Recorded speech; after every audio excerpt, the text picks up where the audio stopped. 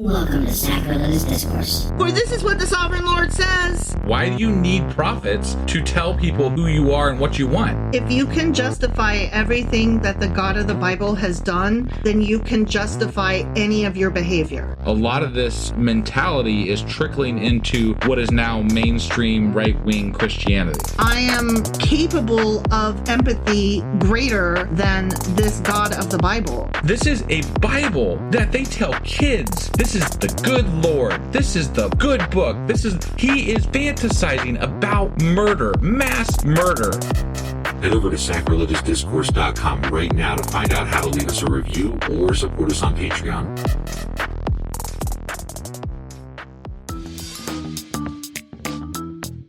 Hey there, sinners and saints. It's your favorite Bible-bashing duo from Sacrilegious Discourse, and we need your help. That's right, folks. We're raising funds for some heavenly equipment and a studio that doesn't sound like it's in the depths of hell. Our current setup, let's just say it's more apocalypse than audiophile. So if you want to hear us dissect the Bible without the background noise of demonic squirrels, chip in a few bucks. We're aiming for $5,000 to upgrade our audio and build a studio worthy of blasphemous banter.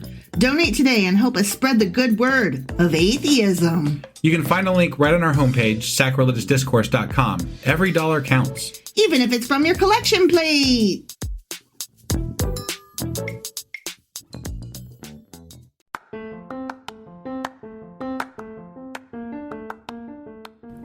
Welcome to Sacrilegious Discourse. I'm husband. And I'm wife. Together, we're reading the Bible for the very first time.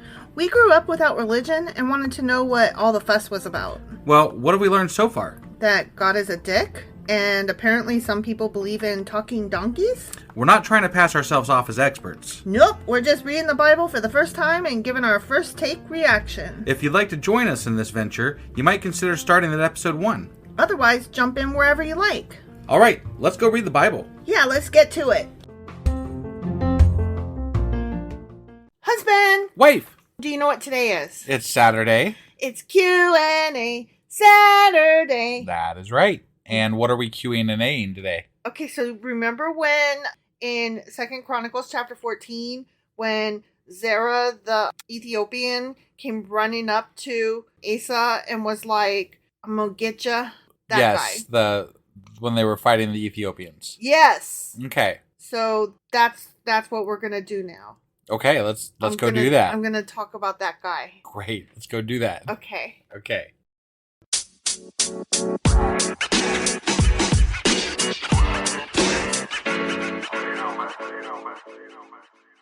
Okay, so do you remember in 2 Chronicles chapter 14, which was on Thursday, when Zerah the Ethiopian was like going on? Yeah. Okay. Yeah. So he himself is most likely to have been Nubian or Sudanese or who even the fuck knows. Okay. Because he might also have been a Cushite. Okay. Okay. Sounds like he was a lot of fucking people. He was a lot of fucking people. He may also have been a general in the army of Pharaoh Asorkin. Either the first or the second. We don't know. Okay. We haven't decided. Right. And he may actually have been Pharaoh Asorkin the first or the second. Was he also Big Bird? Up in the air? It's out there. It's up there? Yeah. Okay. It's generally been contended by scholars that Zerah was Asorkin the first king of Egypt. Okay. Okay.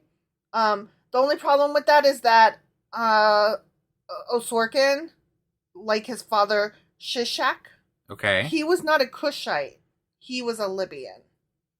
Got it. Because we need to add more things to the mix than... Right. Yeah, okay. And Zerah, was probably a Cushite. Okay. So I'm a little lost, to be honest. That's a lot of fucking people it's too many. that are all the same people. Yeah, it's And too many. I don't know where we're at with that now. He was somebody. He was somebody. Or he was nobody. That is also a possibility. Right. Okay. Okay. He was the governor, maybe, of a Cushite colony, which was established by Shishak. Maybe. Maybe. Yeah.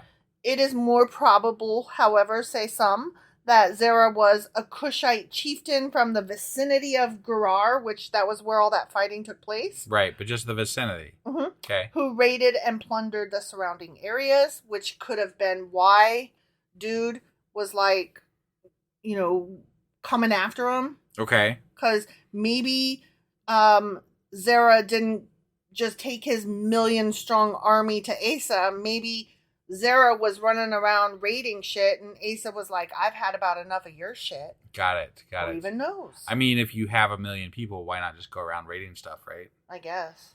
But that's a horde. But maybe it was more like, it might have been more like 10 people. Right. Because they're counting him as like, 30 different people, so. Yeah. Well, that and the Bible has a lot of hyperbole in it, particularly the Chronicler. Not that. Right?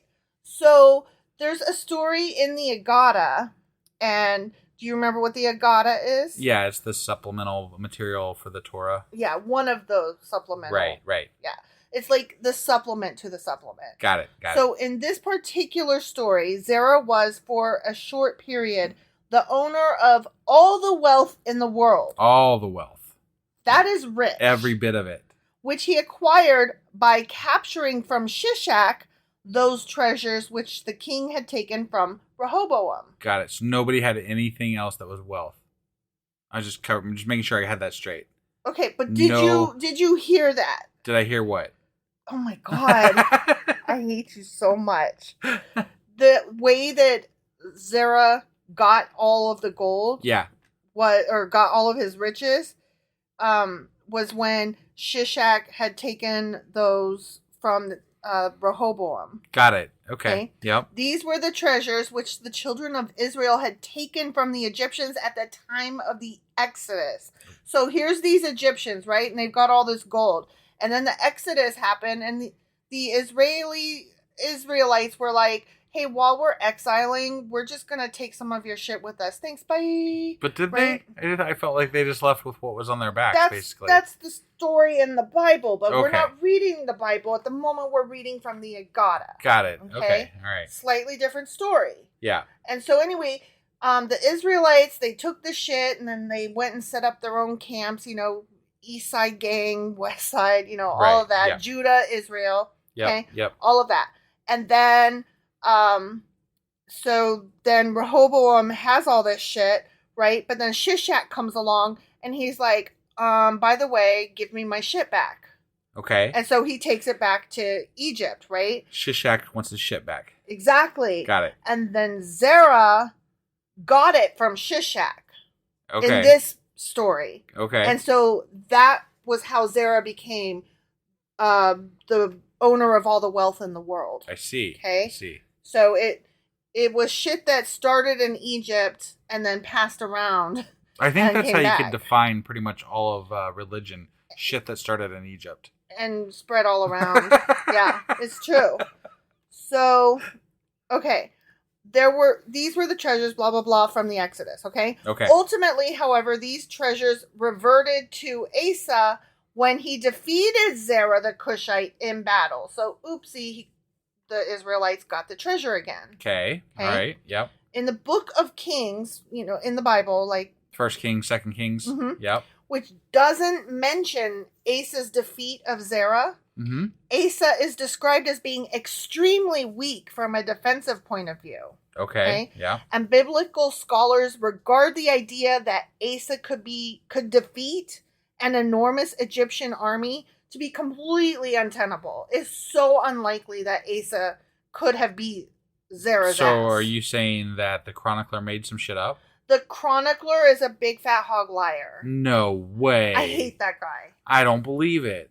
More recent said scholars... my sarcasm. Anyways, more recent scholars consider that Zerah the Cushite may have been a military commander under Osorkon I rather than a pharaoh, which, we already said. And I want to apologize if it sounds like I'm saying things more than once. It's because I got all this information from several various sources. Sure. So he maybe was a pharaoh, maybe was a chieftain, maybe was under the pharaoh, who fucking knows. But maybe none of this happened because the chronicler just made the shit up. That is also a possibility. Right. Although this is not the chronicler. This is the story from the Agada. Oh, okay. All right. So Zerah may have been born in Ethiopia and married into the royal family of Egypt, thereby inheriting the throne. Okay. Or he may have invaded Judah after passing through Egypt with the pharaoh's blessing, as you do. Right, as you do. Yeah. Another possibility is that this Ethiopian Zerah was a nomadic leader of Arabians associated with the Midianites. Okay, why not? Let's pile another one on there. Sure. Yep. Like, whatever. Yeah. Yeah, he's probably also from Japan as well as Alaska. You forgot Australia. And Australia. And Antarctica. No, not Antarctica. No. Why? Because you can't make nothing out of something? Or you can't make something out of nothing? Because I wasn't in the mood for Antarctica that day. Okay. All right. Okay, so that's the end of that story. Okay. Now, a generation ago, so we're talking like within the last 100 years, right? The entire story within the last 100 years. Of modern history, like yes, now. A generation ago. Sure, okay, just clarifying. Yeah. The entire story of Zerah's conquest of Asa, coming as it did from what we consider a late source, Second Chronicles is a not early source, it's a late source. It was, so because it came from a late source, as recently as just a generation ago, this story was regarded as apocryphal. And apocryphal, to remind you, is a story that is not considered Bible canon. It's non-canonical. Yeah. Right. Wow, that was a good word you threw out there. Okay, so that's the end of Zerah, okay? Okay. But I just couldn't let go of this Ethiopia story, okay? Yeah. Remember last week when we were like, what? The ark might be in Ethiopia? What the fuck? Right. Okay, so I was like, hey, while I'm talking about Zerah, I got a question. Go back to the ark. You know? I got a question for Google. Yeah. And so I typed in, is the ark? And it autofilled the rest of the question. I kid you not, was of the covenant in Ethiopia. Wow. Yeah. Either it's listening to us a lot. Could be. Or that's crazy. Or we're not the first people to read this way and to ask this question. Right. Which always makes me feel really good because it means that there are other people out there. Like, we're on the right track. You know what I mean? Yeah, we're asking the same questions that other people are asking. Right. So it makes me feel less dumb. I wouldn't say it necessarily makes me feel smart, but it makes me feel less dumb if a lot of people are asking the same questions that we're asking. Right. So, is the Ark of the Covenant in Ethiopia? Who the fuck knows? I'm going to tell you. Okay? Okay. Now, according to Ethiopian tradition, the Ark of the Covenant is preserved in the ancient holy city of Aksum. For centuries, the great relic was kept in the Church of Mary of Zion, where the Emperor Ieyasu is recorded as having seen it and spoken to it in 1691. Wow. That is relatively recent. Yeah. Okay? Yeah. It gets better. Okay. Now it is kept in the chapel of the tablet, which was built beside the church during the reign of the last emperor, Haile Selassie. Do you remember that name? Yeah, kind of. He was the last emperor of Ethiopia. Oh, the one that reigned. He was deposed in 1974. Right. A year before I was born. Yeah. So that's crazy. Yeah. The relic is entrusted to a single guardian who burns incense before it and recites the biblical book of Psalms. No one else can approach it, including the high priest of Aksum. Boy, God must get bored in there, just sitting there by himself. It's been like over and 1,000 years. A virgin monk just sitting there. He's just sitting in there. Do you think the monk ever gets sick of God just filling the room with the glorious presence of the Lord? Like, God damn it, God. Do you have to let one out again? Man. That's just silly. And anyway, I'm just going to continue on. So the guardian is not only a monk, but a virgin as well. Yeah. And he serves the ark until he appoints a successor as his own death approaches. So it's like a thing that gets passed on. Got it. Okay? Got it. Okay. Now, it gets better. Okay. All right? Yep. So remember the Queen of Sheba? You thought I was done with that bitch. Yep. I'm never done with her. So, okay. The story goes on a little bit about the ark, blah, blah, blah, blah, blah. And then we get to remember the story of the Queen of Sheba and how she had heard of Solomon's great wisdom and she journeyed there from Ethiopia to go test him, and she brought gold and treasures and all this, right? Right. And he was like, this is a badass bitch. I gotta wed her or at least knock her up with my children. Yeah. I have to put my penis inside her.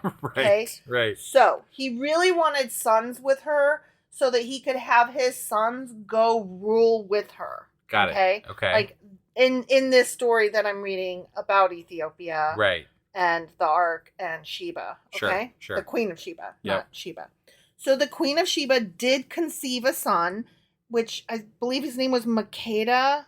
Makeda or something like that. Yeah. Right. Okay. And after he had grown, he set out from Ethiopia to visit his father. Okay. In Solomon. Yep. Okay.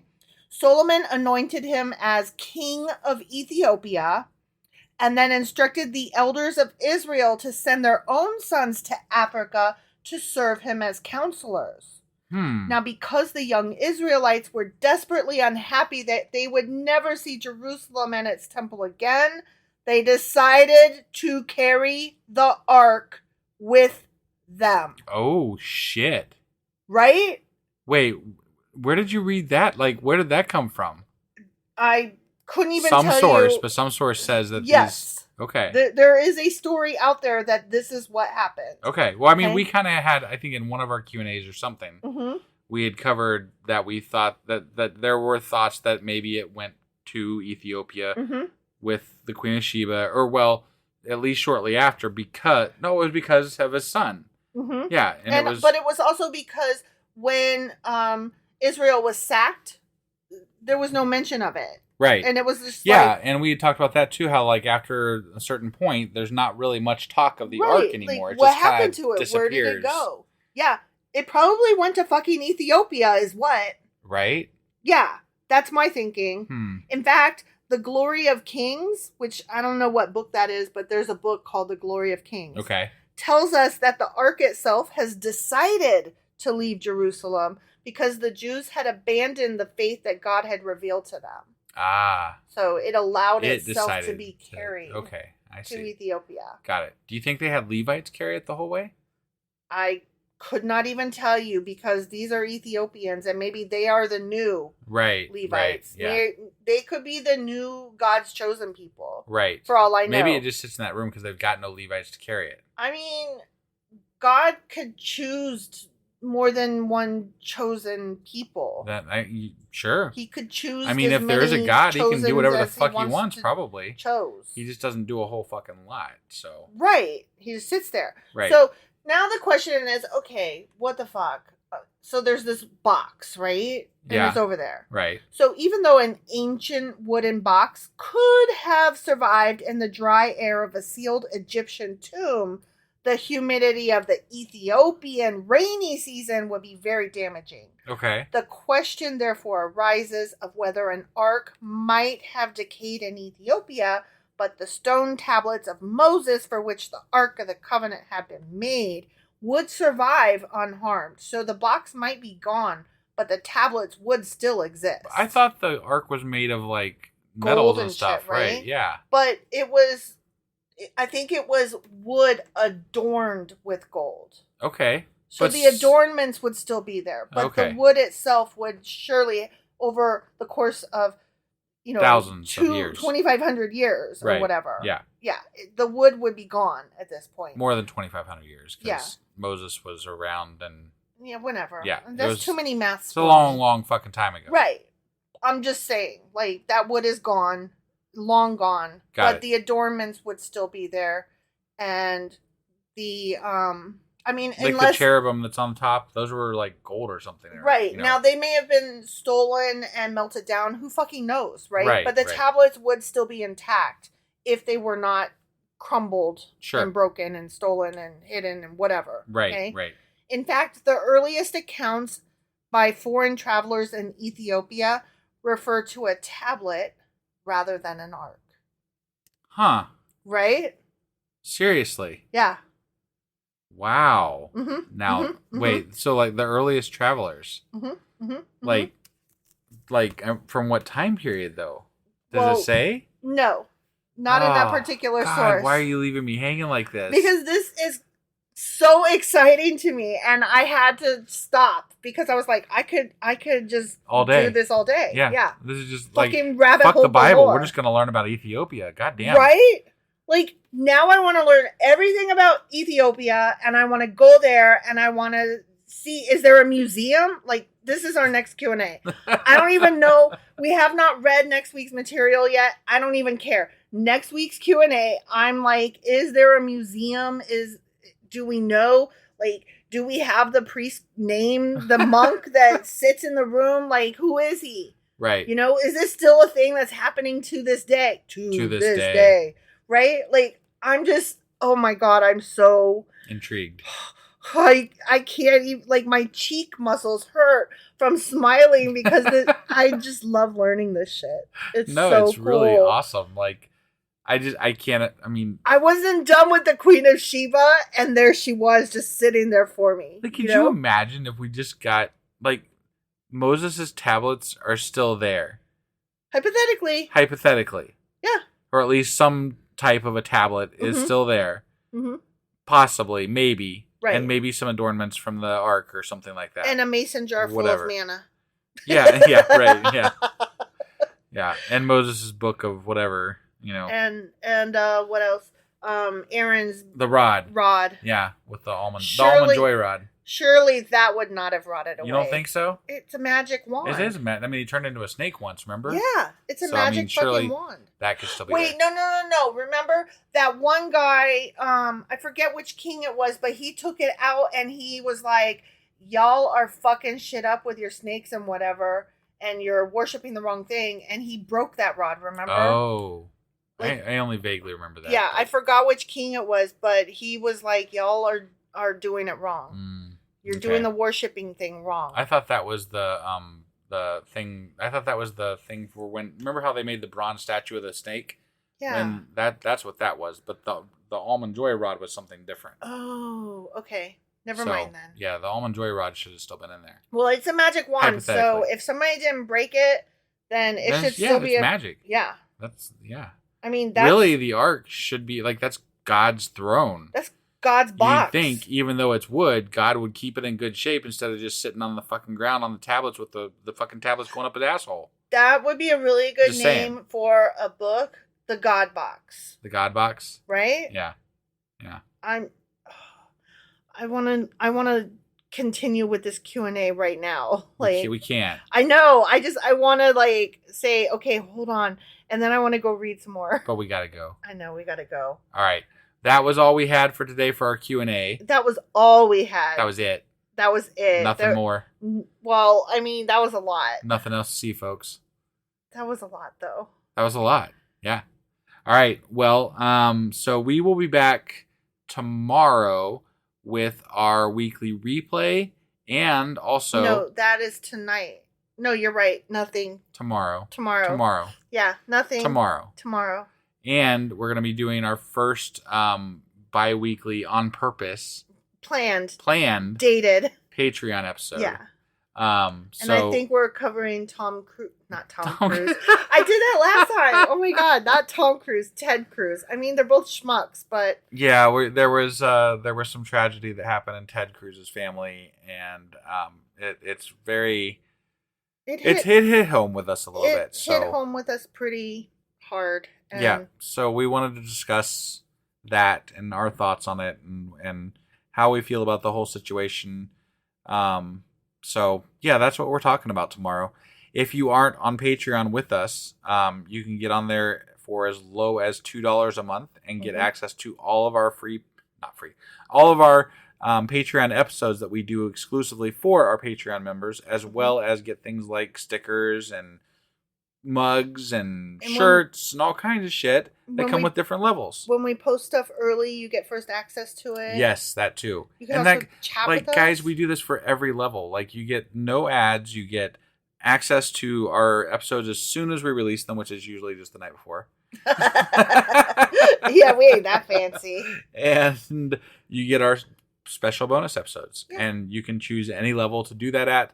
We don't make you go higher, though some people do choose to, and we really, really appreciate that. We sure as fuck do. So, thank you to those that are already subscribers, and we will see the rest of you back on Monday when we are going over 2 Chronicles Chapter 16. That's right. We'll see you guys then. Bye.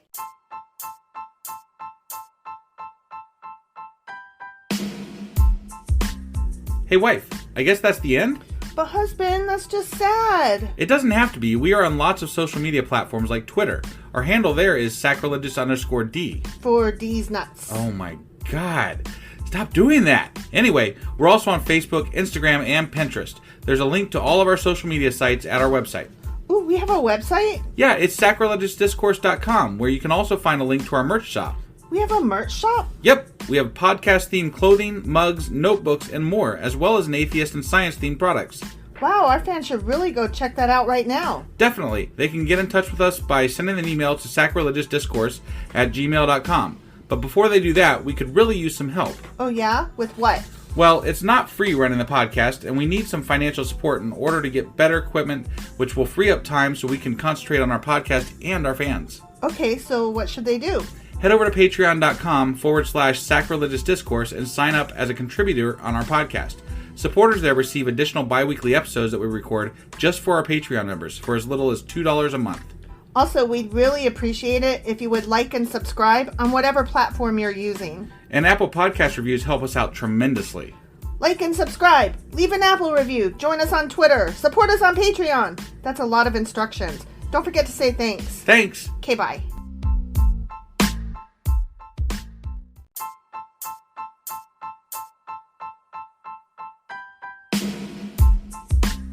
Hey, wife, I guess that's the end? But husband, that's just sad. It doesn't have to be. We are on lots of social media platforms like Twitter. Our handle there is sacrilegious_D. For D's nuts. Oh my God. Stop doing that. Anyway, we're also on Facebook, Instagram, and Pinterest. There's a link to all of our social media sites at our website. Ooh, we have a website? Yeah, it's sacrilegiousdiscourse.com, where you can also find a link to our merch shop. We have a merch shop? Yep, we have podcast-themed clothing, mugs, notebooks, and more, as well as an atheist and science-themed products. Wow, our fans should really go check that out right now. Definitely. They can get in touch with us by sending an email to sacrilegiousdiscourse@gmail.com. But before they do that, we could really use some help. Oh yeah? With what? Well, it's not free running the podcast, and we need some financial support in order to get better equipment, which will free up time so we can concentrate on our podcast and our fans. Okay, so what should they do?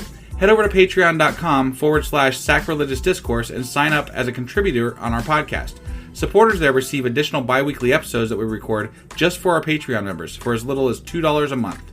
Also, we'd really appreciate it if you would like and subscribe on whatever platform you're using. And Apple Podcast reviews help us out tremendously. Like and subscribe. Leave an Apple review. Join us on Twitter. Support us on Patreon. That's a lot of instructions. Don't forget to say thanks. Thanks. Okay, bye.